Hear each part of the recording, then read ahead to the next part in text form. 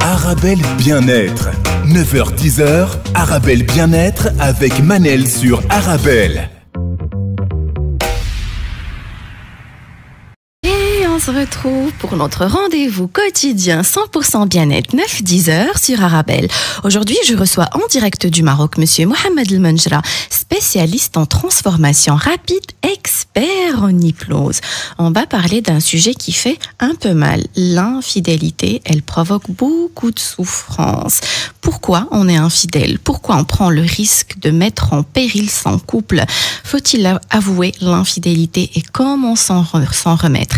Les signes qui ne trompent pas. Vous pouvez toujours nous envoyer vos réactions par SMS au 0488 106 800. Je répète, 0488 106 800. J'ai reçu quelques questions hier en annonçant le sujet sur les réseaux sociaux. On va aussi répondre à ces questions. Bonjour Monsieur Mohamed El Menjra. Bonjour, toujours un plaisir d'être avec mes amis d'Arabelle. Bonjour, nous aussi, ça nous fait énormément plaisir de vous recevoir. Comment ça se passe au Maroc? Ça va, il commence à faire un peu gris, donc avec chaque émission qui passe, le temps devient de plus en plus gris, mais on a besoin d'un peu de pluie. On a besoin de pluie ici. Et vous allez voir quand ça va commencer à neiger ici. Okay. Ça va, vous êtes toujours à Casablanca? Ouais, toujours à Casablanca, je suis là. Je vous écoute et je suis prêt à répondre aux questions des auditeurs et auditrices. Merci, Monsieur Mohamed El Menjra. Alors, on va parler de l'infidélité, mais que signifie d'abord être fidèle? C'est une définition qui est très délicate. Il y avait un film qui avait été fait par Stanley Kubrick avec Nicole Kidman et Tom Cruise où il justement il disait c'est quoi être infidèle? Est-ce qu'avoir envie ça veut dire être infidèle? Est-ce que penser ça veut dire être infidèle? Moi je pense qu'aujourd'hui être infidèle c'est plus dans l'acte, quand on passe à l'action, quand on casse la confiance dans une relation, quand on est à deux et soudainement il y a une troisième personne qui s'implique dans notre relation. Voilà, pour moi c'est ça l'infidélité. Pour vous, l'infidélité c'est passer à l'acte? Uniquement Exactement. Passer à l'acte.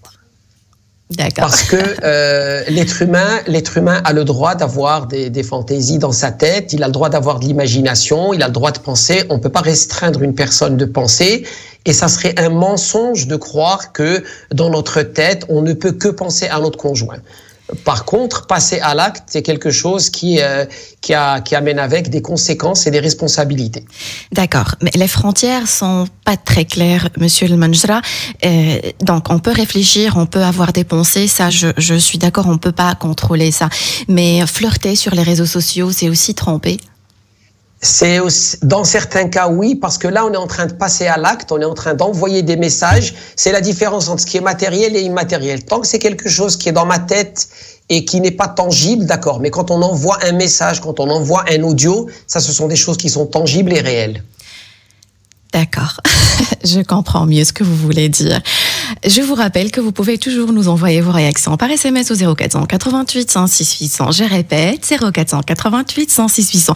J'essaie de garder le sourire, hein. Le sujet me fait mal déjà, je vous le dis, Monsieur Mohamed El Menjra. Alors, moi, je voudrais ajouter une citation que j'aime beaucoup d'Alexandre Dumas. Oui. Il disait le mariage est quelque chose dont les chaînes sont très lourdes et elles doivent être portées par 2 personnes, voire des fois 3 personnes. Ah non, mais non, non, s'il vous plaît. C'était Alexandre Dumas qui C'était pas vous, d'accord, voilà. Mais s'il vous plaît. Ce n'est qu'une citation. D'accord, pas la troisième personne. On va dire à 2, c'est déjà assez. Voilà. Alors, les signes, ou alors, on va dire les raisons plutôt, Monsieur El Menjra. Pourquoi on est aussi tenté? Pourquoi on passe à l'acte? Pourquoi on est infidèle? Parce que dans une relation, on doit gérer un paradoxe. On veut l'excitation, on veut l'inconnu, on veut le nouveau, on veut la découverte. Et à côté de ça, on veut la stabilité, on veut la sécurité. Et c'est un paradoxe avec lequel jongler. Et c'est ça qui est difficile. Il faut aussi comprendre que l'infidélité est une conséquence d'un besoin qui n'est plus là. On a besoin d'intimité, on a besoin de partage, on a besoin d'attention. Et quand ce besoin disparaît, malheureusement, l'être humain a tendance à tout faire pour aller chercher ce besoin ailleurs. Donc l'infidélité est une conséquence de quelque chose qui ne fonctionne pas. D'accord. Donc moi, je vais essayer de détailler un peu les raisons et on va discuter ensemble, on va dire, Monsieur Al-Manjra.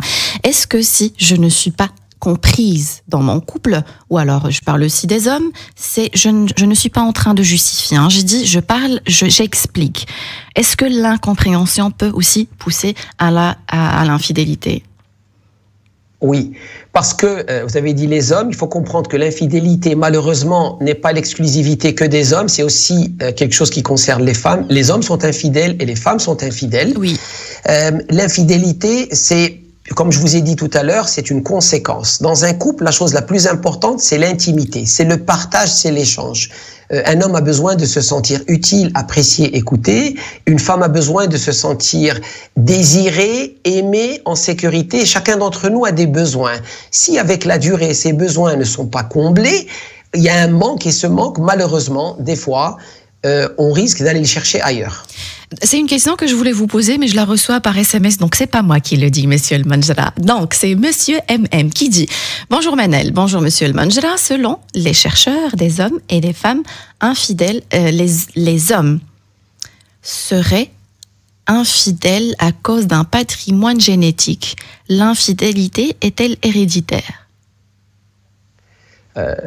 Dans tout ce que je dis, vous m'avez déjà entendu dans les autres émissions, moi j'aime pas qu'on place trop de poids sur l'hérédité parce que c'est trop facile de dire « Ah, c'est mes parents qui m'ont inculqué ça, je n'y peux rien. Okay. » Je n'y crois pas. Maintenant, il peut y avoir dans tout, la génétique ça veut dire une prédisposition, mais on est toujours maître et responsable de nos actes et de nos actions. D'accord. Monsieur Mohamed Al-Manjra, un manque affectif au sein du couple peut aussi pousser à l'infidélité? Oui. Encore une fois, ça rejoint ce que je disais, ce manque d'intimité, ce manque de partage, ce manque d'échange. Alors, le conseil que je peux donner aux gens, c'est ils vont me dire qu'est-ce que je peux faire pour éviter que ça m'arrive. Il faut être à l'écoute et surtout, l'élément clé d'une relation, il ne faut jamais prendre l'autre personne pour acquise. Et c'est ce qui se passe. Pourquoi les premiers mois d'une relation, on s'investit, on donne, on est au top de la relation et avec le temps qui s'installe, on s'investit moins. Plus vous vous investissez, plus vous donnez, plus vous faites l'effort. Et l'effort, c'est d'abord écouter l'autre, comprendre de quoi a besoin l'autre et satisfaire les besoins de l'autre. Plus on est dans cette approche, moins la fidélité aura de chances d'avoir lieu. D'accord. Aussi, Monsieur Mohamed Al-Manjra, par moments, ça peut arriver, tout se passe bien dans mon couple, mais j'ai le goût de l'aventure et j'ai envie de tester mon pouvoir de séduction. Qu'est-ce que vous en pensez ? Oui, c'est ce que je disais tout à l'heure, c'est ça le paradoxe du couple. D'un côté, on veut un peu d'excitation, c'est-à-dire des choses différentes, des choses nouvelles. On aime ce qui est secret, on aime l'aventure, on aime l'inconnu. Et à côté de ça, on veut la sécurité et la stabilité. Donc c'est un paradoxe, on doit jongler avec ces deux choses-là. Et il faut que dans le couple, en respectant les règles du couple, en respectant je dirais le côté sacré du couple, c'est important d'essayer de jongler avec tout ça. Il y a d'autres choses que les couples peuvent faire entre eux, avec eux, des échanges, des voyages, des moments et du temps mutuellement.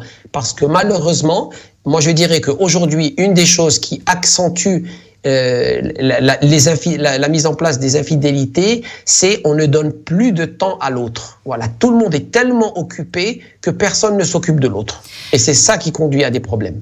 D'accord. Je vous rappelle que vous pouvez toujours nous envoyer vos réactions par SMS au 0488 106 800. Je répète, 0488 106 800. Monsieur Mohamed Al-Manjra, vous avez parlé aussi de la frustration. Moi, je vais plus dire la frustration sexuelle. Comment prévenir cela? Parce qu'une frustration peut vraiment pousser à l'adultère aussi.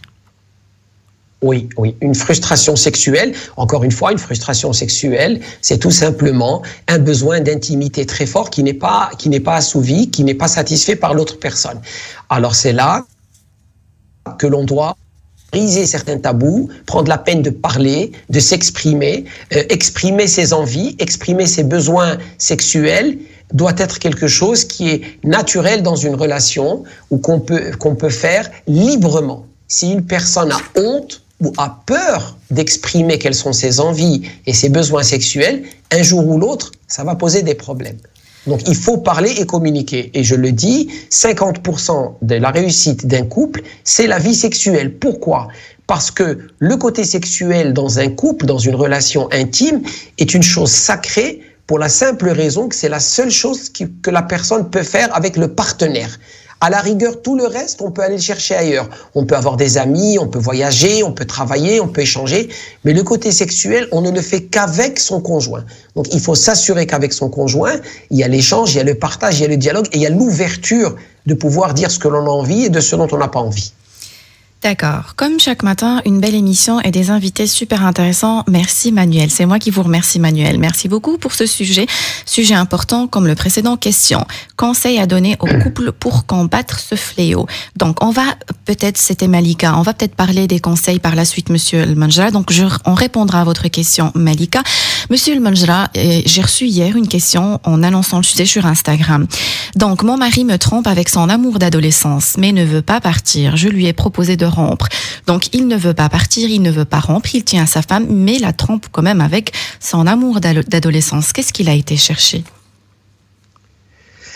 Il a été chercher un moment où il se sentait bien, il se sentait fort et il se sentait utile.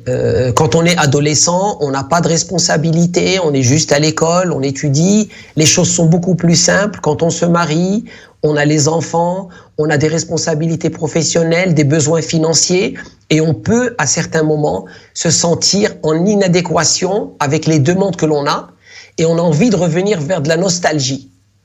Pourquoi vous croyez que les gens aiment bien d'ailleurs, c'est prouvé dans les magasins, on met toujours la musique de l'âge de l'adolescent, de la personne qui est cliente ou client dans ce magasin. C'est-à-dire une personne qui a 30 ans, on va mettre la musique qu'elle écoutait il y a une quinzaine d'années. Parce que l'adolescence, ça ramène une période de joie, une période de sécurité et de tranquillité.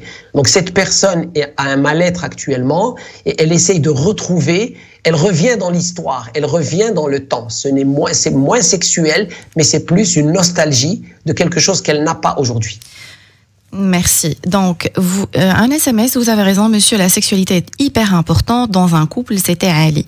C'est pour ça que le nombre de divorces augmente. Monsieur El Manjra, on le dit aussi, on l'entend souvent, que la femme est infidèle.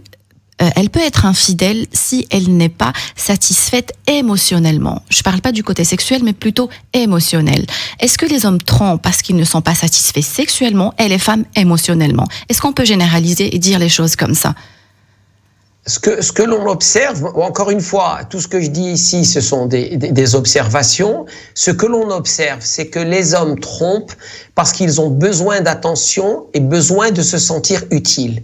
Rappelez-vous, dans un couple, la chose la plus importante pour un homme, c'est se sentir utile. Un homme qui, dans une relation, sent qu'il n'est pas capable de satisfaire aux besoins de sa famille et de sa femme, il va voir ailleurs, excusez-moi l'expression. Oui. Pour une femme, ce que l'on observe, c'est ce besoin de se sentir désirée et aimée.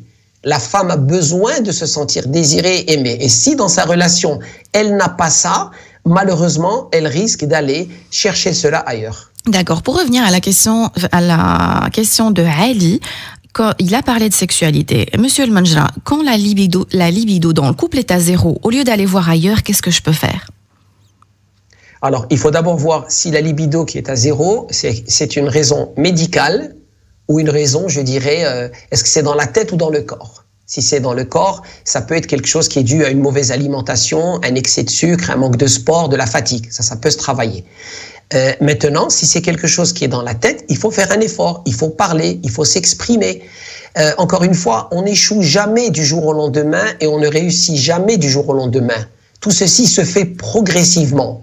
Et si je vois que moi, avec le temps, j'ai de moins en moins de rapports avec ma femme, c'est que je dois commencer à me dire, écoute, il y a quelque chose qui ne va pas. Il faut aller chez un thérapeute, il faut demander de l'aide. Il y a des spécialistes. Mais il ne faut pas laisser les choses déraper. Alors, l'erreur que font les gens, c'est que dans la première phase de leur relation, quand ils apprennent à se connaître, ils font énormément d'efforts pour l'autre. Ils ne prennent pas l'autre personne pour acquise. Mais avec le temps, ils font le contraire. Ils prennent la personne pour acquise et ils s'investissent de moins en moins. Donc, il faut être vigilant et observer ce qui se passe, et être toujours en mode proactif. Qu'est-ce que je peux faire pour m'améliorer? Qu'est-ce que je peux faire pour que ma relation aille de l'avant? Qu'est-ce que je peux faire pour surprendre mon partenaire?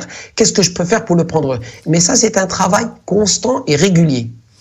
D'accord. Vous avez parlé de communication et voilà, une question que j'ai reçue sur Instagram. Il me trompe. J'essaye de communiquer, mais il refuse d'en parler. Les messages que j'ai reçus sur Instagram, Monsieur le Manjra, ça fait par moment une vingtaine de lignes. Donc moi, je résume. Il me trompe, mais il refuse de communiquer. Une personne, alors là vous dites, vous allez, indirectement on peut poser la question,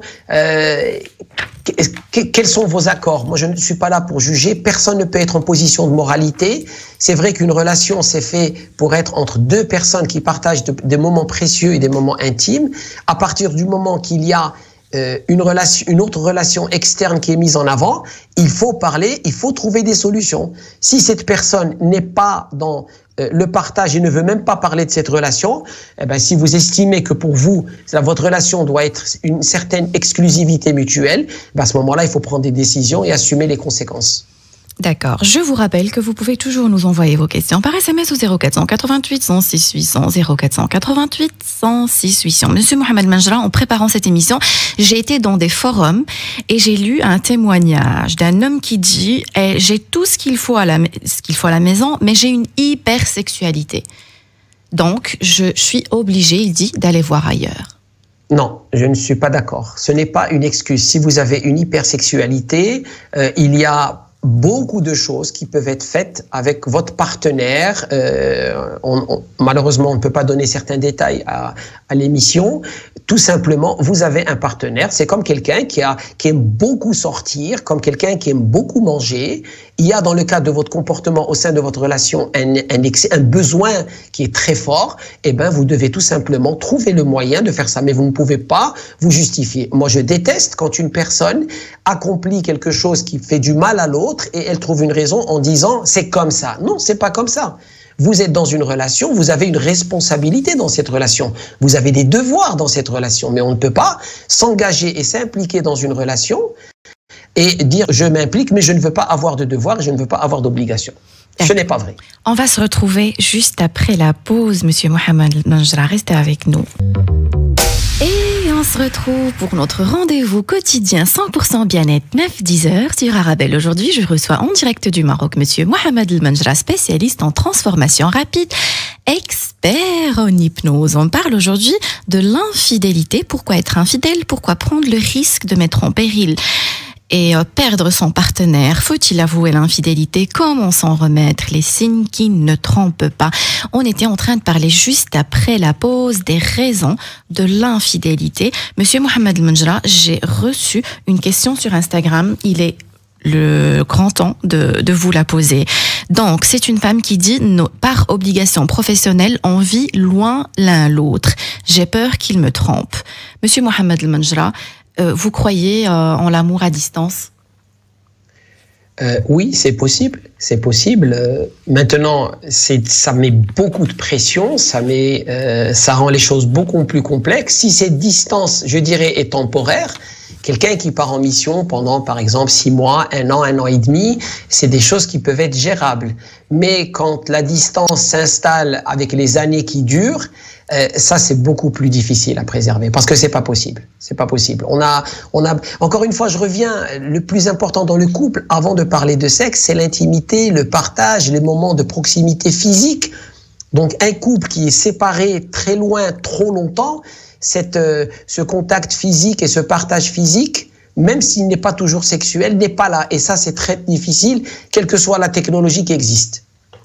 D'accord. Monsieur Mohamed Manjra, je vais lire un SMS que j'ai reçu. Donc, bonjour Manel, au bout d'1 mois de vie commune. Donc, si vous voulez que je répète, je vais répéter, Monsieur Mohamed Manjra, parce que c'est assez lent. Bonjour Manel, au bout d'1 mois de vie commune, mon mari disait avoir un blocage et ne plus pouvoir avoir des relations sexuelles avec moi. Comme je pensais que c'était médical, je ne l'ai jamais trompé et essayé d'aller voir ailleurs. Elle a dit d'aller voir un sexologue avec lui. Lorsque j'ai découvert qu'il me trompait depuis toujours, j'ai exigé le divorce au bout de 11 mois de patience. Aujourd'hui, il est remarié, mais il veut revenir car il dit avoir tout le temps envie de moi et de personne d'autre. Que faire pour l'éloigner définitivement de moi et de cette dépendance affective? Donc, d'après ce que j'ai compris, elle a quand même une dépendance affective. Cette dépendance affective, encore une fois, elle peut être la conséquence d'une estime de soi qui est très faible. Moi, ce que je donnerais comme conseil à cette personne, à partir du moment que son ex est parti, que son ex est avec quelqu'un d'autre, il faut tourner la page et passer à autre chose. Les relations humaines sont déjà assez complexes, il ne faut pas les rendre encore plus complexes. Quand vous êtes avec une personne et vous sentez que c'est pas ça, je l'ai déjà dit sur cette radio, quand vous sentez qu'une personne vous tire vers le bas et que ce n'est pas, c'est trouble, c'est pas clair, mon conseil, on arrête la relation. Et pour soigner... Ça demande du courage. Oui. Pardon ? Je vous écoute, monsieur Al-Manjra. Ça demande du courage et il faut se reconstruire. Allez vers des gens qui vous apprécient, allez vers des gens qui vous valorisent.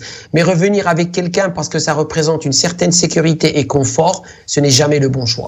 D'accord, la dépendance affective, c'est assez dur à guérir, monsieur Al-Manjra. Qu'est-ce qu'elle peut faire? Qu'est-ce qu'on peut lui conseiller? Aller voir un thérapeute? Il faut parler, il faut s'exprimer, l'activité physique, avoir un tissu social, les amis, sortir, rencontrer du monde. On se remet de tout. On se remet de la mort d'un être qui est proche. On peut se remettre de quelqu'un qui a été difficile avec nous, qui nous a maltraités. Moi, je dis, il faut prendre son courage entre deux mains et aller de l'avant. Ce n'est pas facile, mais cela doit être fait. Quand on est dépendant affectif, monsieur Al-Manjra, on risque de retomber dans le panneau avec quelqu'un d'autre aussi. Oui, d'ailleurs on le voit, des fois on observe des gens, ils ont des comportements répétitifs, ils ont l'impression d'être toujours dans le même type de relation. La raison pourquoi ils font ça, c'est parce qu'ils se disent, dans l'ancienne relation, ça n'a pas marché, et bien cette fois-ci, dans cette relation, je vais la faire marcher. Et ils ont tendance à être attirés par le même modèle ou canevas de personnes. Moi, je dis, c'est simple. Vous êtes avec une personne où vous êtes vous-même et vous vous sentez valorisé, désiré, aimé. Vous vous investissez dans cette relation. Vous sentez que ce n'est pas le cas, et bien vous arrêtez et vous passez à autre chose. Il faut être courageux, il faut reprendre sa vie en main. D'accord. Je vous rappelle que vous pouvez toujours nous envoyer vos questions par SMS au 0488 106 800. Je répète, 0488 106 800. Donc ici, elle dit, il revient vers elle, il dit, j'ai envie de toi. Monsieur Mohamed Al-Manjra, est-ce qu'on peut vraiment être amoureux et aller quand même voir ailleurs? C'est très délicat comme question. Alors, ce que je peux dire, encore une fois, je parle de ce que j'ai observé moi dans le cadre de mon travail.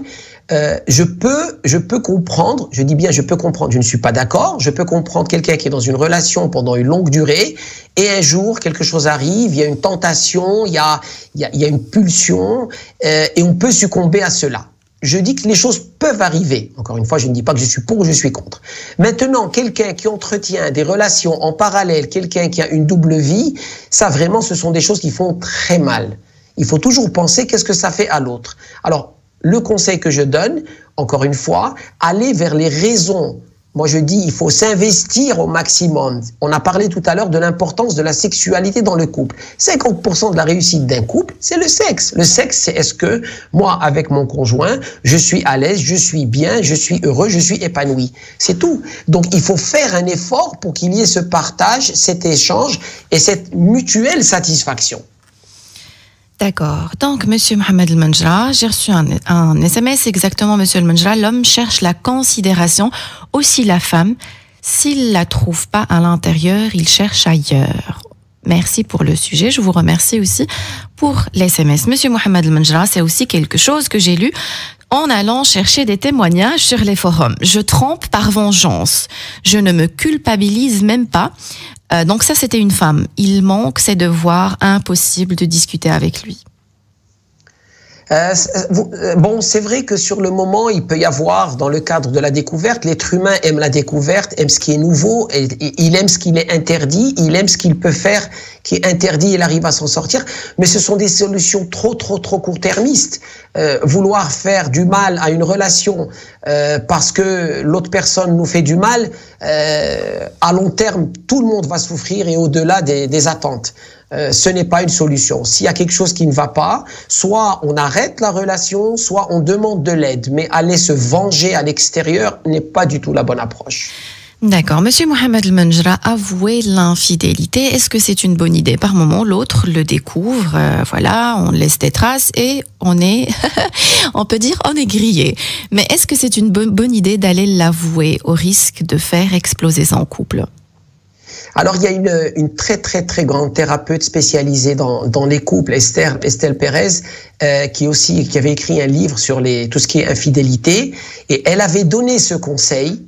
Elle avait dit des fois, ce que je vais vous dire va peut-être vous surprendre. Elle disait, je cite cette grande thérapeute américaine, elle disait que, par exemple, les gens qui sont en phase terminale sur leur lit de mort, avouer une infidélité ne sert à rien et fait beaucoup plus de mal à la personne qui survit. Par contre, elle donnait ce conseil dans le quotidien d'une personne, si c'est pour avouer, se libérer et construire quelque chose de meilleur, oui. Mais si on va juste avouer comme ça, sans qu'il y ait quelque chose en vue, ce n'est pas une bonne approche. La bonne approche, c'est de ne pas avoir d'infidélité, que quand ça arrive, on parle, on communique et on trouve des solutions. Et c'est un peu ça, comme je disais tout à l'heure, c'est le paradoxe de jongler avec la stabilité, la sécurité, et d'un autre côté, le désir de choses qui sont nouvelles et attirantes. C'est ça le grand paradoxe dans le couple. Donc pour vous, ça arrive. Donc voilà, je suis infidèle, je le garde pour moi et je respecte le souhait d'ignorance de l'autre. Malheureusement, il y a des couples qui envoient ces messages. Moi, j'ai vu dans le cadre de mon travail, certaines femmes vous dire, écoutez, moi, tant que je le sais pas, je me sens bien. Mais c'est se mentir, moi, j'aime pas ça. Moi, je préfère être dans l'ouverture et la transparence parce que plus tard, ça ramène de la culpabilité et un jour ou l'autre, vos valeurs et vos principes vous rattrapent en quelque sorte. On ne peut pas continuellement se mentir à soi-même. D'accord. Je vous rappelle que vous pouvez toujours nous envoyer vos réactions par SMS au 0488 106 800. Je répète, j'ai appris le numéro de téléphone maintenant. 0488 106 800. Monsieur Mohamed El-Menjra, on parle d'avouer et là où j'ai introduit une question que j'ai reçue, comment le faire avouer? J'ai des doutes qu'il me trompe. Je suis même sûre, dès que je prends son téléphone, il commence à trembler. Et on va aussi parler dans cette émission des signes qui ne trompent pas. Bon, si je comprends bien, c'est qu'elle a des doutes, mais elle ne sait pas comment le confronter. Elle dit, je suis même quasi sûre, dès que je prends son téléphone, il commence à trembler. Moi, j'ai vu des cas de personnes qui ont pris le téléphone, qui sont partis chez des experts, qui ont craqué le téléphone pour avoir les photos et les messages qui étaient à l'intérieur. Aujourd'hui, c'est vrai que beaucoup d'infidélités commencent sur le plan technologique. Il faut parler, alors il faut observer, il faut s'exprimer, c'est pas facile, encore une fois. Moi, je veux plus dans cette émission, je veux qu'on soit dans la prévention, dans l'entretien de la relation, dans le partage, des week-ends en amoureux. Moi, je conseille aux couples de se donner, par exemple, un soir par semaine où ils sortent en tête-à-tête. Vous savez, le fait de se dire, je vais me donner, par exemple, tous les mercredis soirs, je vais aller dîner avec ma femme ou mon mari ou mon copain, ma copine. Le fait de créer des choses de façon régulière, c'est de l'entretien. Moi, je préfère être dans l'entretien, dans la préservation, plutôt qu'être dans le jugement des autres. D'accord. Est-ce que vous êtes d'accord, monsieur El-Menjra, de parler des signes qui ne trompent pas? C'est aussi pour, on va dire, commencer à travailler sur son couple avant la catastrophe. Les signes qui ne trompent pas, peut-être un changement au niveau de l'emploi du temps, peut-être une soudaine coquetterie, l'autre personne commence à faire un peu trop attention à elle, alors que c'était pas le cas auparavant. Quels sont les signes qui ne trompent pas, monsieur El-Menjra? Le premier signe, c'est la fréquence et la fréquence des rapports sexuels. Comment ça se passe à l'intérieur? Si je vois que l'autre personne de moins en moins s'intéresse, de moins en moins a envie de moi, c'est qu'il y a quelque chose qui ne va pas. Ça, c'est le premier signe. Le deuxième signe, c'est une personne qui soudainement, vous l'avez dit tout à l'heure, a un changement radical dans son calendrier. Une personne qui est rentrée à 6 heures et soudainement, il y a des réunions au travail tous les jours jusqu'à 11 heures. Vous permettez, excusez-moi, monsieur El-Menjra, excusez-moi de vous couper avant de passer à autre chose, parce que vous avez dit quelque chose qui est hyper important. Vous avez dit un changement dans la fréquence des rapports. Qu'est-ce que vous en pensez des personnes qui vont plus demander des rapports parce que l'adultère provoque un état d'excitation chez eux. C'est plutôt le contraire. Ils trompent à l'extérieur et ils vont encore plus demander à l'intérieur. Alors, je vais vous dire une chose, il y a des gens qui font ça pour justement se défendre en se disant je vais faire plus avec mon partenaire, comme ça elle va moins se douter, ou il va moins se douter qu'il y a quelque chose à l'extérieur. Et donc, il n'y a pas cet état d'excitation parce que je trompe? Pas nécessairement, non. De mon expérience, je n'ai pas vu ça. J'ai vu des gens qui sont des personnes qui sont manipulateurs, qui manipulent les gens et qui disent, c'est-à-dire ils se disent, écoutez, voilà, moi j'ai des relations à l'extérieur, et ben je vais continuer à avoir des relations à l'intérieur pour que la personne qui est avec moi à l'intérieur de ma relation ne se doute pas de quelque chose. C'est sournois et ce n'est pas bien. Ce n'est pas bien. Il faut être dans la transparence et dans le partage. À long terme, ça pose des problèmes. Parce qu'il faut savoir une chose. Une relation, c'est un endroit où on y va. On y va parce qu'on a envie d'avoir des choses. On est né le résultat d'une relation. Et c'est aussi dans une relation qu'on peut être le plus blessé. Mais on a besoin de relations, on a besoin de partage et d'échange. Alors moi, ce que je dis, on a une relation, on l'entretient. Si avec le temps, cette relation n'évolue pas de la façon dont on le souhaite qu'elle évolue, eh ben on peut arrêter la relation sainement et passer une autre relation. Mais commencer à aller voir ailleurs, à gauche, à droite, à terme, ça fait beaucoup de dégâts. Arabelle Bien-être. 9h-10h, Arabelle Bien-être avec Manel sur Arabelle.